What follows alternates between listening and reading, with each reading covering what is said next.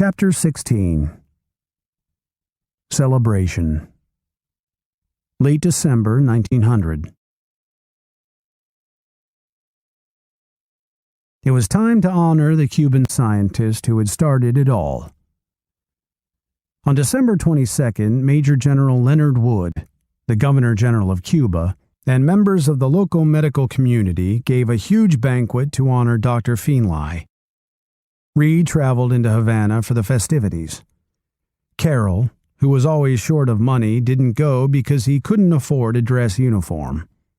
Still, the room at old Delmonico's restaurant in Havana was jammed with Cubans and Americans. There were toasts and speeches, handshakes and applause. Dr. Finlay was given a bronze statuette and congratulated in Spanish and in English.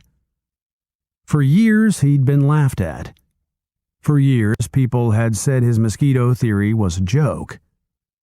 And now that a bunch of Americans had proved his hypothesis, Carlos Juan Finlay was the toast of Havana, one of the greatest, most famous men in Cuba.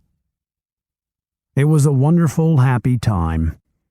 Everybody seemed to be celebrating, and on Christmas Day, 2 of the officers' wives gave a party at Camp Columbia. Since there weren't many pine trees in Cuba, the women decorated a guava bush. They wrapped up presents, and when Reed opened his, the whole group burst out laughing. The officers' wives had given Major Reed a big wire model of a mosquito, which Reed accepted, he later wrote his wife, with many blushes.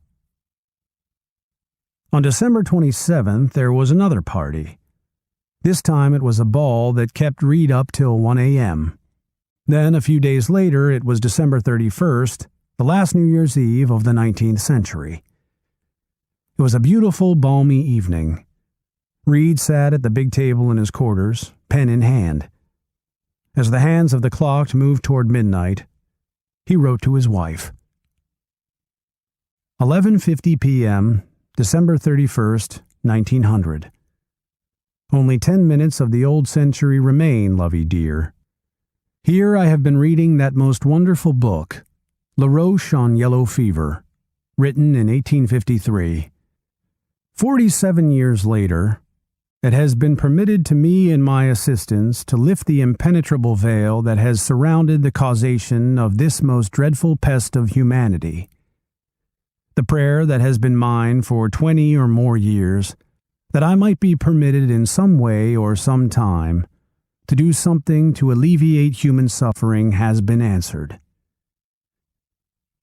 With the help of Dr. Finlay and the team, Reed had done something most people only dream of. He had made a discovery that would save lives, prevent pain, and make the world a better, happier place. It was a sweet moment. But it didn't mark a final victory in the war on yellow fever. Scientists still had to find a cure for the disease. They still needed to track down and isolate the actual germ. And of course, there were dozens of other basic questions still to answer. Why, for instance, had a few volunteers not gotten sick when they were bitten? What happened to the germ inside the insect's body? And could a female mosquito possibly transmit the yellow fever germ to her offspring through her eggs? Someday, Reed hoped, researchers might find the answer to those questions. Someday, he hoped, investigators would find the germ, invent a preventative vaccine, and maybe even figure out a cure. But right now, the clocks at Camp Columbia were striking midnight. Outside, a corps of Army buglers sounded taps to mark the passing of the century. And as Dr. Walter Reed put down his pen, he knew with happy certainty that the first part of one great scientific problem had been solved.